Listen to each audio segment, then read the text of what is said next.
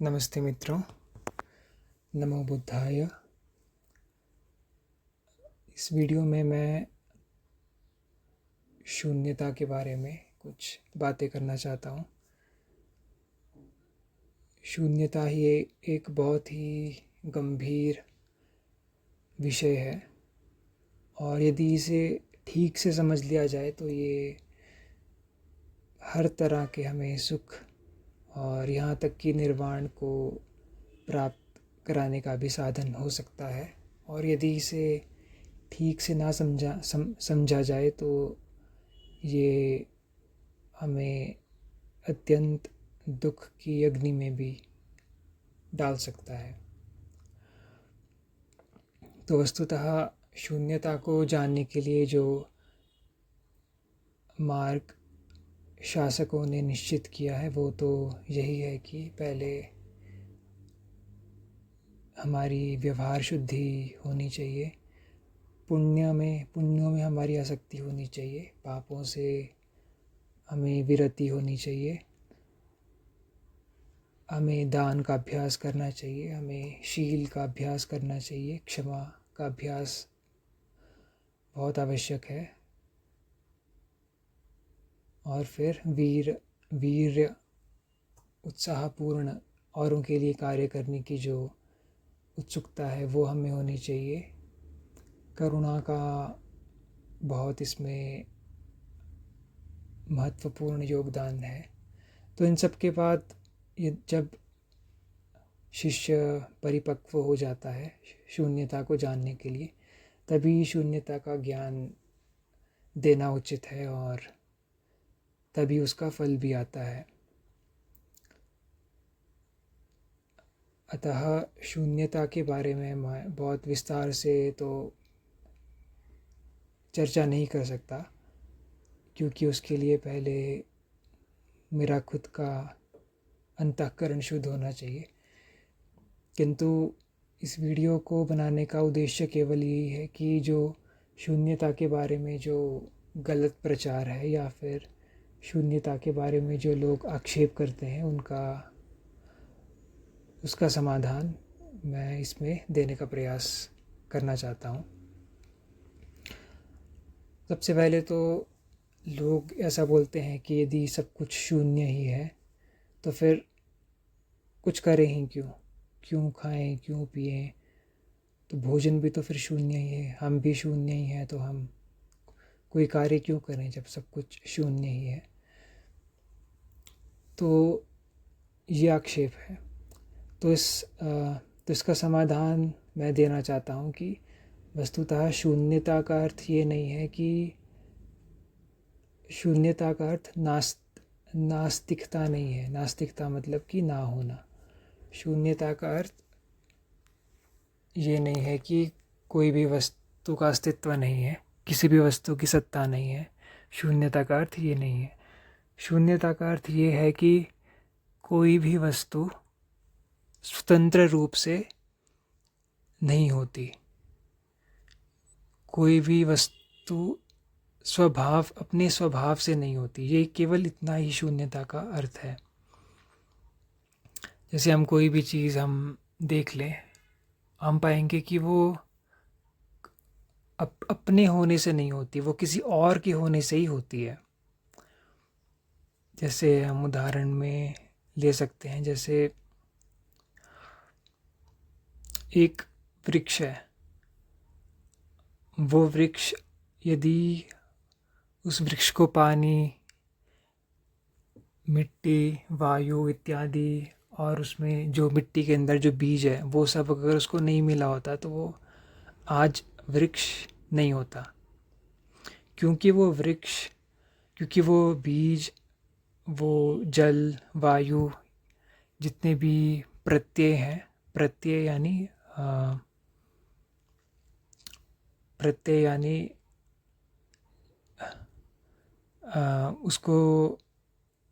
उसे करने के लिए जितने भी हमारे पास सहकारी कारण हैं, यदि वो नहीं होंगे तो हमारे पास जो अंतिम कार्य है जो कि वृक्ष है वो भी नहीं होगा। तो हम कुछ भी देख लें, जैसे हम खुद अपना शरीर ही देख लें, यदि हमारे माता पिता नहीं होते तो हम भी नहीं होते।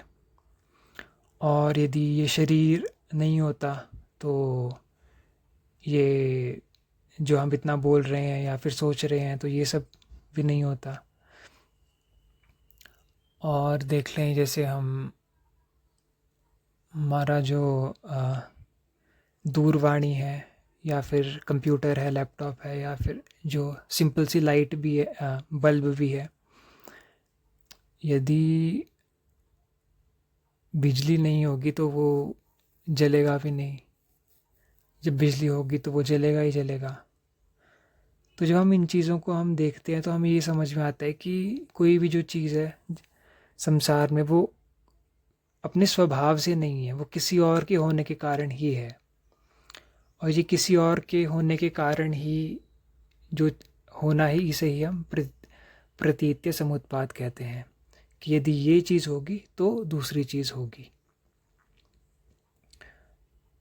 जैसे हमारे पास एक मान लो कुर्सी है, तो हमने किया गया, हमने लकड़ी की 4 टांगें ली, उसके ऊपर एक फ्लैट सी लकड़ी बिठा दी और हम उस पर बैठ सकते हैं, इसीलिए हमने उसको चेयर नाम दे दिया। अब वो है कुछ भी नहीं, हमारा खुद का एक नाम है। जब हम वो कुर्सी बनाते हैं तो ब्रह्मांड से आवाज़ तो कोई आती नहीं है कि हाँ तुमने कुर्सी बना दी, या कुर्सी तो ऐसा नहीं बोलती कि हाँ मैं बन गई। ये तो हम ही बोलते हैं कि हाँ ये कुर्सी है। वैसी घड़ा है, हमने मिट्टी ली, उसको कुछ अपने हाथों से आकार दिया और वो घड़ा बन गया। उस घड़े में हम पानी लाते हैं और पानी ढोते हैं। तो वस्तुतः अपने स्वभाव से कोई घड़ा नहीं है, हमने खुद एक आकृति दी और उसको हम घड़ा बोलते हैं। तो केवल इतना ही शून्यता से तात्पर्य है कि कोई भी वस्तु है वो अपने स्वभाव से नहीं होती। घड़ा भी अपने स्वभाव से नहीं है। मिट्टी लाएंगे, चिकनी मिट्टी लाएंगे, पानी लाएंगे, और जो बनाने वाला कुंभकार है, जब वो आपस में ये सब मिलेंगे तभी वो घड़ा बनेगा। तो इसीलिए घड़ा प्रतीत्य समुत्पन्न है, वो संपूर्णतया परतंत्र है। यदि उसमें से जो मिट्टी है वो हटा दी जाए किसी तरह तो घड़ा भी नहीं बचेगा। वैसे ही हमारा शरीर है, इस शरीर में से यदि हम सारा पानी निकाल दें तो शरीर भी नहीं बचेगा। तो यह तो हमें समझ में आ गया कि कोई जो भी चीज़ है वो अपने खुद के स्वभाव से नहीं होती, वो औरों के कारण ही होती है। तो ये तो बात होगी प्रतीत्य समुत्पाद से, हम ये समझते हैं। अब जो शून्यता है वो ये कहती है कि वस्तुतः प्रतीत्य समुत्पाद और शून्यता दोनों एक ही बात कहते हैं, लेकिन जब हम वस्तुतः वो मूलतः तो वो एक ही बात है। शून्यता प्रतीत्य समुत्पाद अंततो गत्वा एक ही बात है। लेकिन जब हम आपस में बात करते हैं तो जब हम शून्यता बोलते हैं तो इसका अर्थ ये होता है कि जो चीज़ हमें जैसी लग रही है वो वैसी नहीं है। और प्रतीत्य समुत्पाद से तो हमारा यही अर्थ होता है कि कोई भी चीज़ है वो परतंत्र है, वो स्वतंत्र रूप से नहीं है। तो इसका क्या अर्थ है कि जो चीज़ हमें शून्यता से, इसका क्या अर्थ हुआ कि जो चीज़ हमें लग रही है वो वैसी है नहीं। अब जैसे कि इसका अर्थ हम ऐसे समझ सकते हैं कि जैसे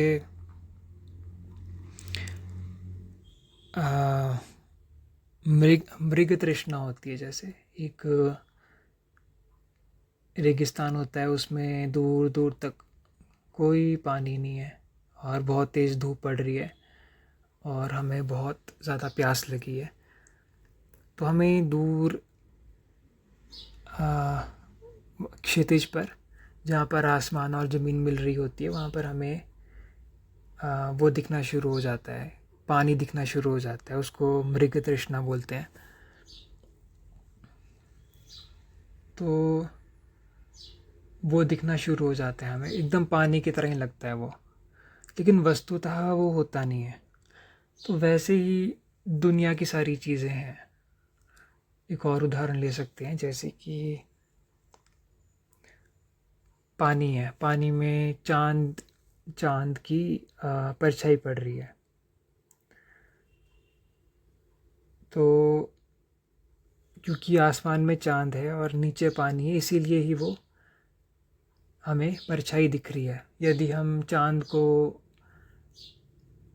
वहाँ से पानी सूख जाए तो वो चांद भी दिखना बंद हो जाएगा, और यदि आसमान में चांद ही ना हो या बादल आ जाए तब भी वो चांद जो पानी में दिख रहा है वो गायब हो जाएगा। तो हम देख सकते हैं कि वस्तुतः वो चांद वो पानी में वस्तुतः है नहीं, हमें सिर्फ आभास हो रहा है कि यहाँ पर है। तो उसी प्रकार की जीवन में सारी वस्तुएं वैसी ही हैं कि हमें प्रतीत होती है लेकिन वो है नहीं। तो इतना ही शून्यता का अर्थ है। अब थोड़ा इसको और समझते हैं कि इसका क्या अर्थ है कि जो हमें चीज़ दिखती है वो वस्तुतः है नहीं। अब इसको हम ऐसे समझ सकते हैं कि जैसे कोई जादूगर है, तो जादूगर क्या करता है कि मान लो हमें कुछ मंत्र पढ़ता है, या हमें कुछ खाने को दवाई दे देता है, या कुछ अजीब से आवाज़, कोई यंत्र से आवाज़ निकालता है जिससे कि हम सम्मोहित हो जाएं और हमें एक हाथी दिखना शुरू हो जाए। तो वस्तुतः वो जो हाथी दिख रहा है वो किस चीज़ की वजह से दिख रहा है? वस्तुतः वो हाथी वहाँ पर है नहीं, लेकिन क्यों दिख रहा है? क्योंकि उस जादूगर ने अलग अलग चीज़ें कर रखी है। अगर वो उन चीज़ों को करना बंद कर दे तो हाथी दिखना भी बंद हो जाएगा। वैसे ही हमारे पास एक, मान लो कि हमें कोई मूवी देख रहे हैं, उसकी स्क्रीन पर हमें बहुत कुछ दिख रहा है, तो वस्तुतः तो मतलब जंगल का एक, मान लो एक दृश्य दिखाया जा रहा है, तो असली में तो जंगल के अंदर हम नहीं हैं, लेकिन वो जो 3D साउंड है और जो स्क्रीन है और जो आवाज़ें हमें सुनाई दे रही है, तो वो इस तरह से है कि हमें लगता है कि असली में है सब कुछ, लेकिन असली में वो सब कुछ नहीं होता, केवल आभासी होता है। तो वही शून्यता का अर्थ है कि हमें लगता है कि ये सब चीज़ें हैं लेकिन वस्तुतः वो नहीं होती। तो अब आ जाते हैं हम अपने आक्षेप पर, जो ये कहते हैं कि यदि सब कुछ शून्य ही है तो फिर कुछ भी करने की क्या आवश्यकता है। तो इसमें क्यों, तो फिर खाना भी, भोजन भी क्यों करें? मान लो कि हम सड़क क्रॉस कर रहे हैं, आगे से ट्रक आ रहा है, तो क्यों हटे हम साइड जब सब कुछ शून्य ही है? वो ट्रक भी तो असली नहीं है ना? तो क्यों हटे साइड? तो इसका उत्तर ये है कि हालांकि वो सत्य नहीं है, लेकिन उसका जो इफ़ेक्ट है वो ज़रूर होगा। इफ़ेक्ट को हम बोल सकते हैं हिंदी में, उसका जो कार्य होगा वो अवश्य होगा। अब जैसे घड़ा है, घड़ा वस्तुतः हम बोलते हैं कि शून्य है क्योंकि वो प्रतीत्य समुत्पन्न है, क्योंकि वो स्वतंत्र नहीं है, इसीलिए वो शून्य है। लेकिन फिर भी उससे कार्य हो सकता है, हम उससे पानी ला सकते हैं, पी सकते हैं, सब कुछ कर सकते हैं। तो शून्यता का ये अर्थ नहीं हो जाता कि जो चीज़ें हैं उनका जो कार्य है वो ख़त्म हो जाएगा। ऐसा बिल्कुल नहीं है। बिल्कुल वो शून्य है लेकिन उसका कार्य ख़त्म नहीं होगा।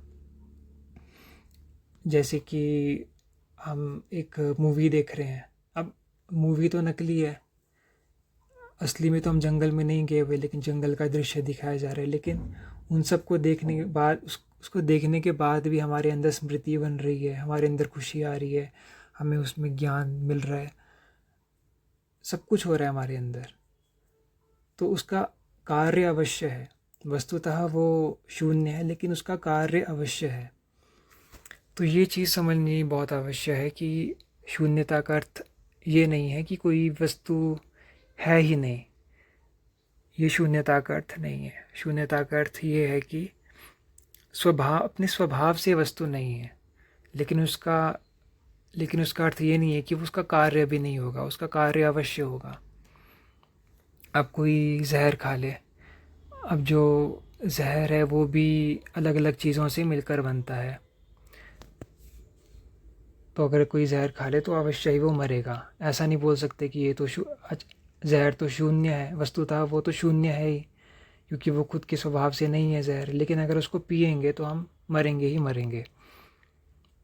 वैसे ही आगे से मान लो रास्ते में हम खड़े हैं, आगे से ट्रक आ रहा है, तो वस्तुतः ट्रक तो शून्य है, क्योंकि ट्रक है क्या, टायर को लिया, इंजन को लिया, इन सब को लेके बना दिया। तो वस्तुतः वो शून्य ही है ट्रक अपने स्वभाव में, अपने स्वभाव से वो नहीं है। लेकिन उसका कार्य अवश्य होगा। वो अगर ठोक दे हमें तो हम मर जाएंगे, तो ये अवश्य होगा उसमें। तो शून्यता का अर्थ केवल इतना ही है कि अपने स्वभाव से वस्तुएं नहीं होती, लेकिन इसका अर्थ ये नहीं कि वो कार्य भी नहीं करेगी। अब जैसे जो जादुई चीज़ें हैं, मतलब वो कार्य भी तो करती है। जैसे मैंने बात की थी मृग तृष्णा की, जो रेगिस्तान में दिखता है, अब वस्तुतः तो वो नहीं है, लेकिन कार्य तो अवश्य कर ही रहा है अपना। वो दिख तो रहा ही है, वरना दिखेगा भी क्यों।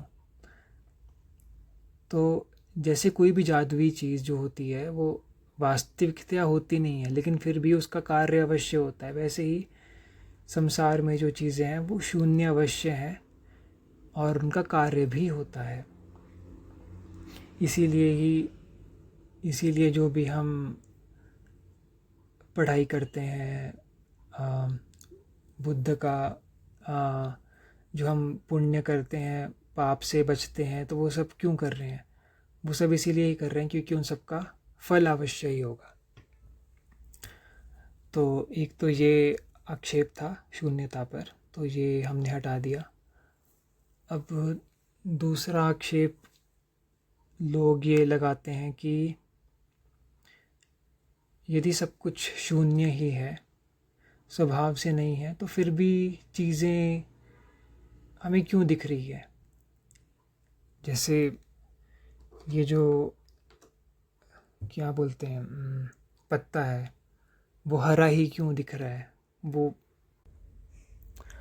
और जो वृक्ष है वो एकदम, उसकी लकड़ी जो है वो एकदम सॉलिड होती है, तो वैसी ही क्यों है? और जो भी हमें दिख रहा है, हम ऐसे क्यों हैं? हम ये जो पानी हमें दिख रहा है, ये पानी है ही क्यों जब सब कुछ एक जैसा ही है? तो जब सब कुछ शून्य ही है तो ऐसा क्यों है? तो इसमें ये बोलना ज़रूरी है कि हम समझ रहे हैं कि शून्य कोई चीज़ है, कोई असली में वस्तु है। तो शून्य वस्तुतः कोई वस्तु है नहीं। और आचार्य नागार्जुन ये खुद स्पष्ट करते हैं कि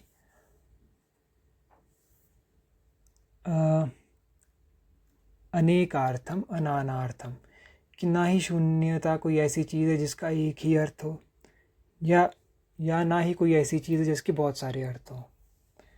तो शून्यता वस्तुतः कोई ऐसी चीज़ है नहीं जिसमें कि जब हम ऐसा बोलते हैं कि ये पेन भी शून्य है और ये लैपटॉप भी शून्य है, तो इसका अर्थ ये नहीं है कि लैपटॉप और पेन एक ही चीज़ है। शून्य का अर्थ केवल इतना ही है कि वो अपने स्वभाव से नहीं है, केवल इतना ही अर्थ है। शून्य को कोई वस्तु समझने की गलती नहीं करनी चाहिए किसी को भी। तो जब हमने बोला कि पेन शून्य है, तो इसका अर्थ केवल इतना ही है कि अपने स्वभाव से नहीं है। अब ये लिखता भी है, सब कुछ करता है, ये हम मना नहीं कर रहे, लेकिन अपने स्वभाव से ये नहीं है। ये केवल एक धोखा है, क्योंकि धोखा इसीलिए है क्योंकि हमने क्या किया, जैसे हम एक कुर्सी बनाते हैं, हमने क्या किया, हमने 4 टांगे इकट्ठे की, उसके ऊपर एक लकड़ी का कुछ लगा दिया, उसको कुर्सी बोलना शुरू कर दिया। तो हमारे बोलने के लिए ये असली में तो कुछ है नहीं ऐसा कुर्सी जैसा, वैसे ही ये पेन है। तो काम इससे अवश्य हो, कार्य इससे अवश्य होगा, फल भी इसका अवश्य मिलेगा, लेकिन वस्तुतः कुछ नहीं है ये। तो इतना ही शून्य बोलने का तात्पर्य है। तो जब हमने बोला कि सब कुछ शून्य ही है, तो फिर हमें ये सब कुछ दिख क्यों रहा है, क्यों सब कुछ इतना सुन रहा है, ये सब कुछ क्यों हो रहा है? तो वस्तुतः तो नहीं है। सही बात है कि असली में तो ये केवल एक भ्रम ही है। लेकिन शून्यता और प्रतीत्य समुत्पाद एक ही चीज़ है, ये अलग अलग चीज़ें नहीं है। प्रतीत्य समुत्पाद का क्या अर्थ है? प्रतीत्य समुत्पाद का अर्थ है कि यदि ये चीज़ होगी तो ये कार्य अवश्य होगा, यदि हेतु होगा तो उसका फल भी अवश्य ही होगा। तो ये चीज़ को हम कभी मना नहीं कर सकते। यदि आसमान में यदि जल है तो वो नीचे को ही गिरेगा, क्योंकि जो पृथ्वी है वो गुरुत्वाकर्षण के कारण उसे खींचेगी। तो पृथ्वी के जितने भी नियम हैं वो प्रतीत्य समुत्पाद के ऊपर ही टिके हुए हैं। यदि हेतु होगा तो कारण अवश्य ही होगा। अब जैसे कि हमने एक वृक्ष बोया ज़मीन में, तो वृक्ष ऐसा थोड़ी सोचेगा कि नहीं, मेरा मन नहीं कर रहा उगने का, मैं नहीं उगूँगा। वो अवश्य ही पेड़ में बनेगा। यदि हमारे पास सारी प्रत्यय हैं, यदि सारे हमारे पास सहकारी कारण और मुख्य कारण है, तो अवश्य ही वो बीज पेड़ में बनेगा ही बनेगा।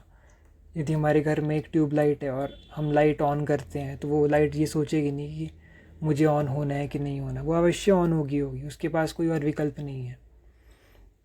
तो वैसे ही यदि देखा जाए तो दुनिया में सब कुछ क्या है? कुछ भी नहीं है, परमाणु है। वो आपस में, यदि हमने अच्छे से विज्ञान पढ़ा है तो हम देख सकते हैं कि सब कुछ परमाणु ही है और इसके अलावा कुछ नहीं है। हम भी एक परमाणु से बने। बहुत सारे परमाणु जब आपस में मिल जाते हैं तो एक शरीर बनता है, और इससे ज़्यादा हम कुछ नहीं है। तो जितनी भी वस्तुएं हम दिन भर कर रहे हैं, बस कुछ नहीं हो रहा, परमाणुओं का आदान प्रदान हो रहा है, ऊर्जा यहाँ से वहाँ जा रही है, और वस्तुतः कुछ नहीं हो रहा। इसकी केवल हमारा मस्तिष्क का भ्रम ही है कि कुछ हो रहा है। किंतु इसका अर्थ ये नहीं है कि कुछ भी दिखना बंद हो जाएगा हमें।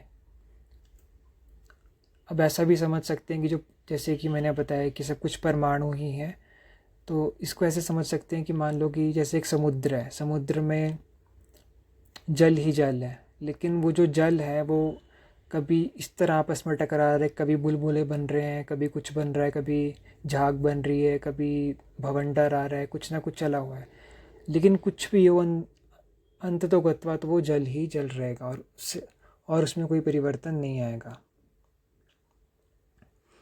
तो कहने का तात्पर्य ये है कि जब हम बोलते हैं कि सब कुछ शून्य ही है, तो इसका अर्थ ये नहीं है कि सब कुछ एक ही चीज़ है या फिर कुछ भी दिखना बंद हो जाएगा। तो ये चीज़ समझना बहुत आवश्यक है कि संसार की सारी वस्तुएं शून्य हैं, और शून्य के अंदर ही सारी वस्तुएं प्रतीत होती हैं। अब इसे हम संक्षेप में, मतलब रहस्यमयी भाषा में ऐसा बोलते हैं, जो जैसे हृदय सूत्र है, शून्यतायाम रूपम रूपे च शून्यता, रूपान्न पृथक शून्यता, रूप से पृथक शून्यता नहीं है, शून्यतायाः न पृथक रूपम, शून्यता से पृथक रूप नहीं है। तथैव वेदना संज्ञा संस्कार विज्ञानम, वैसे ही वेदना संज्ञा संस्कार और विज्ञान, ये चारों भी शून्यता से भिन्न कोई वस्तु नहीं है, और शून्यता भी इनसे कोई भिन्न वस्तु नहीं है। शून्यता का अर्थ केवल इतना ही है कि वस्तुएं अपने स्वभाव से नहीं होती। अब प्रश्न आता है कि ये जानना ही क्यों हमें कि वस्तुएं अपने स्वभाव से नहीं होती? तो ये जानना इसलिए आवश्यक है कि जब हम सोचने लगते हैं ना कि वस्तुएं अपने स्वभाव से ही हैं, तो वो जन्म देता है राग, द्वेष और मोह को। अब जैसे कि मैं, यदि जो ग्रंथों में उदाहरण है वही अगर लेके समझाऊं, तो जैसे कि एक व्यक्ति है, वो सो रहा है अपनी नींद में, और उसको मान लो कोई स्त्री दिख गई जिसमें उसकी आसक्ति हो गई। अब वो व्यक्ति उसी को लेकर परेशान है कि वो मुझे कैसे मिले, या फिर जो भी उसका जो आकर्षण है वो उसको बहुत ही बेचैन कर रहा है। लेकिन जैसे ही वो नींद से उठेगा, उसको समझ आएगा कि वस्तुतः तो वो स्त्री कोई है ही नहीं, वो तो केवल सपने तक ही सीमित थी, और कुछ असली में कोई चीज़ नहीं है जो महिला है वो असली में कोई चीज़ नहीं है जो बहुत ही अच्छी है, केवल हमारा एक वहम है कि हाँ वो एक महिला है और उससे मुझे कुछ मिलेगा। तो जब वो जाग जाता है तो उसका वो जैसे जैसे ही उसका मुँह समाप्त होता है, उसकी सारा उसका जितना भी क्लेश है, जितना भी दुःख है, सब कुछ मिट जाता है। तो वैसे ही संसार में रह के भी हमें ये प्रतीत हो सकता है, यदि हम समझ जाएं कि वस्तुतः कोई अस्तित्व नहीं है किसी भी चीज़ का। वस्तुतः कोई अस्तित्व नहीं है, केवल केवल कार्य होता है चीज़ों से और कुछ नहीं है। अब जैसे मुझे खाने में खीर अच्छी लगती है, तो अगर मैं सोचने लग जाऊं कि मैं खीर की पूजा करूंगा, खीर को मैं अपने सिर पे चढ़ा के रखूंगा, खीर एक असली में बहुत स्वाद वस्तु है, तो मेरा एक राग हो गया है उसके अंदर, खीर के अंदर। कल को मुझे खीर नहीं मिले तो मैं रो रो के बुरे हाल हो जाऊंगा। लेकिन अगर मेरे को समझ में आ गया कि खीर कुछ भी नहीं है, एक खाद्य पदार्थ है, जैसी वो जीभ में लगती है तो उससे कुछ स्वाद निकलता है और मस्तिष्क में जाके वो मुझे अच्छी लगती है और कुछ नहीं है। शरीर से बस खीर से बस मुझे थोड़ा जीभ का स्वाद मिलता है। तो कल को अगर मुझे नहीं भी मिली तो मैं इतना दुखी नहीं होऊंगा और उसके सपने नहीं लूँगा खीर के। उसको अपनी जगह ही रखूँगा कि जो चीज़ जैसी है उसको मैं वैसा ही देखूँगा। तो केवल इतना ही तात्पर्य है शून्यता से कि जो दुनिया में जैसा है उसको हम वैसा देखें, और जितनी भी वस्तुएं हैं उनसे हम कार्य अवश्य करें, लेकिन उनमें राग द्वेष और मोह ना करें। केवल इतना ही शून्यता से तात्पर्य है। अस्तु। नमो बुद्धाय।